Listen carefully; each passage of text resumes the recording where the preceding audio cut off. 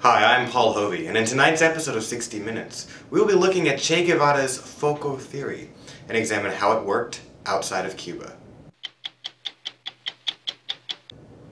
January 1st, 1959. After 3 years of civil war, Fidel Castro overthrew Fulgencio Batista's dictatorial regime. The successful revolution, led by such a small rebel faction, was unprecedented and sent shockwaves felt throughout the globe. All across Latin America, and wherever there seemed to be a common struggle of the people against oppressive regimes, the seeds of hope had been sown by Castro's triumph.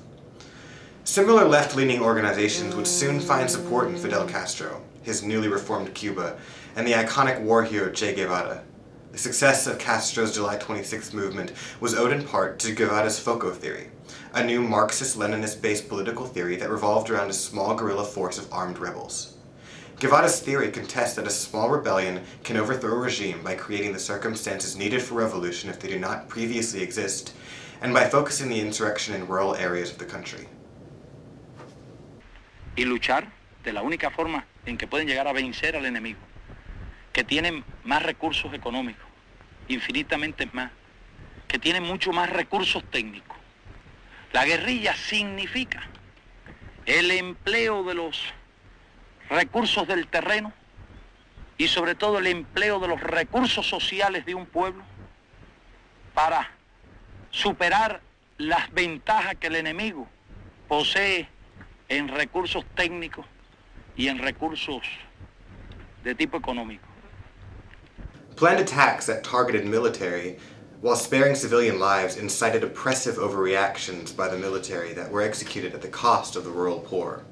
In short, Guevara's theory expedited the communist revolution in Cuba by creating a functioning proletariat and by luring the government closer and closer to tyranny.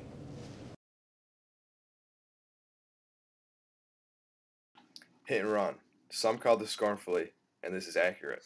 Hit and run, wait, lie in ambush, again hit and run, and this repeatedly without giving any rest to the enemy. There is in all this, it would appear, a negative quality, an attitude of retreat, of avoiding frontal fights. However, this is consequent upon the general strategy of guerrilla warfare, which is the same in its ultimate end as in any warfare: to win, to annihilate the enemy.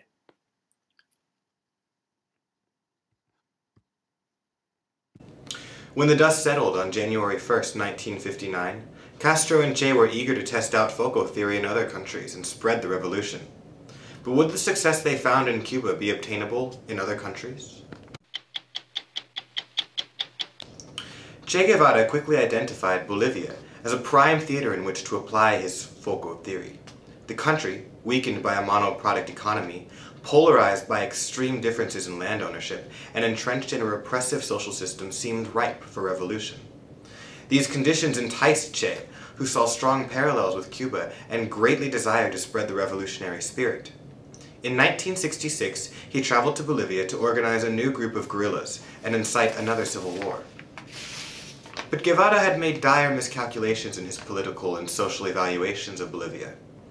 Che's Bolivian Foco, the National Liberation Army, found one of their strongest tools to garner peasant support, the promise of land reform, had been taken off the table by their opponents, the MNR.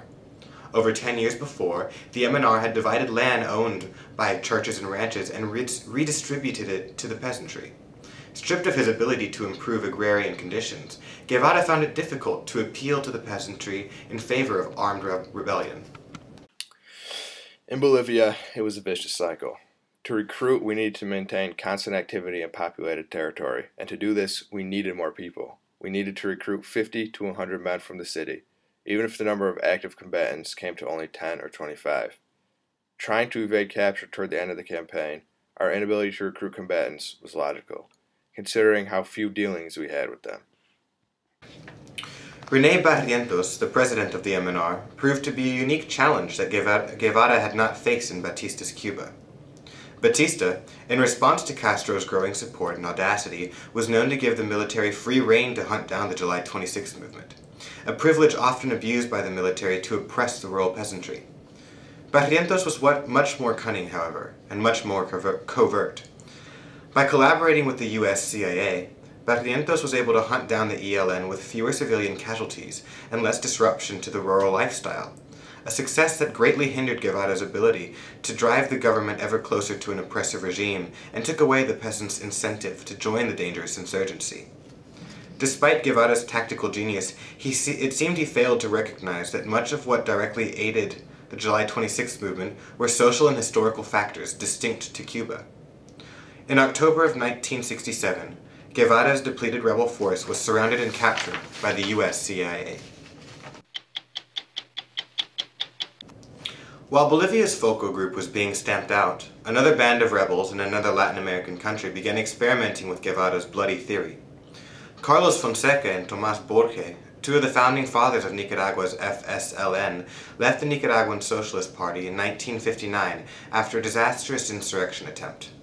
They looked to the framework of Castro's successful 26th of July movement as inspiration for a revitalized insurgency in their own country. The Nicaraguan people had been suffering under the yoke of a reactionary government established by Yankee imperialism in 1932. The existing movement, the Nicaraguan Socialist Party, lacked proletariat roots and was incapable of producing necessary revolutionary change. For many years, the revolutionary intellectual was a rarity in Nicaragua. Armed insurrection was an intimate lover of Nicaraguan history. As far back as the 1920s, militant guerrilla fighters clashed with the United States troops and their puppet governments. Despite the early success that iconic leaders like Augusto Sandino had in physically driving out the US influence, they failed to end its political and governmental influence. The US-backed Somoza government quickly declined into an oppressive dictatorship for half a century. In their quest to appease the United States government, elections were abolished, land distribution became uneven, and an enormous disconnect emerged between the poverty-stricken peasants and the wealthy landowning elite. Nicaraguan people have taken up arms many times. Movements that in no sense could lead to a progressive revolutionary change. This represents a characteristic of the Nicaraguan people throughout our history. This characteristic relates to the lack of a deeply rooted revolutionary conscience. With the growing social divide, it seemed that a revolution, combined with Foco Theory's ideology, would successfully overthrow the Somoza regime, and thus, the FSLN was born. In theory, Nicaragua was a hotbed in which Foco Theory would flourish, but in execution the FSLN faced a harsh reality. Despite the peasantry's continuous disenfranchisement, the FSLN found it increasingly difficult to garner popular support due to a lull in public backlash towards the Somoza regime. To complicate matters, the rebel group was repeatedly routed by the Nicaraguan National Guard in a brutal fashion. The first of a string of defeats dealt to the FSLN by the National Guard came in 1963 when a group of 60 nominally trained student-turned-guerrillas, led by Colonel Santos Lopez and Tomás Borge, left Matagalpa and walked directly into an unforgiving National Guard ambush. The crisis not only led to the demise of one of 3 FSLN columns, but it also led to a series of arrests and exiles that affected the revolutionaries' rank and file, and more importantly, its leadership. We had a lack of adequate revolutionary organization linked to the peasant masses. A revolutionary group was made up of men with low political and ideological levels. We lacked cadres, and after our early defeat, our cause was undermined to a degree by the government. Now, how did this happen? In November of '63, the Somoza clique successfully carried out an electoral farce, a rigged election.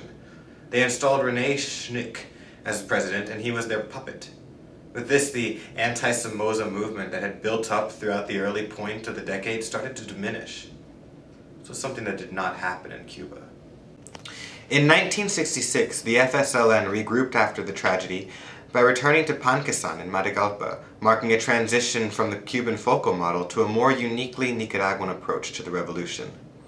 While the FSLN effort in Foco terms called for a mobile guerrilla insurgency using exemplary armed action to garner peasant support and provoke US military intervention, the leaders of the movement, Fonseca, Borge, and Mayorga, were more concerned with organizing a viable peasant support network than in provoking firefights with the National Guard. Despite their efforts to gather local support, the FSLN became the target of yet another ruthless National Guard campaign, one that was incited by a tip-off from the peasantry. In the first few years, the revolution was obliged to take up arms with leaders who often lacked the conviction needed. The individualistic bad habits that leadership often displays was the factor that helped hold back the initiatives that could have resolved many problems. On different occasions, individual problems were mixed with political problems. The revolutionary experiments of Bolivia's ELN and the Nicaraguan Sandinistas expose a significant flaw in Guevara's Foco theory by failing to account for the influence of external factors. In Cuba, a history of civil unrest and political instability, coupled with the volatile Batista regime, provided the perfect environment for Castro and Guevara's movement to succeed. In Bolivia and Nicaragua, however, these elements did not align. Without a specific set of socio-economic conditions and particular governmental response, Guevara's approach could only reach a fraction of the effectiveness it had when employed in Cuba.